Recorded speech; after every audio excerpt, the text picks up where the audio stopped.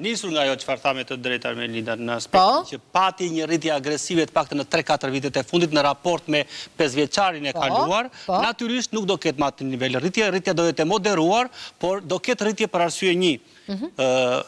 Qarkullimi në sektorin e ndërtimit, siç kemi parë, do vazhdojë dhe ato leje ndërtimi që janë dhënë, kuptohet do vazhdojnë të zhvillohen. Nuk jepen më leje tjera ndërtime. Efekti, nga ajo çfarë kemi matur, efekti spekulimit në treg, ti konsiderojmë ato çfarë quhen para informale të tjera, japin një efekt rritës 10 deri në 15%, jo më shumë. Pra nuk është ai që bën çmim më të lartë. Ka dhe spekulime pa diskutim.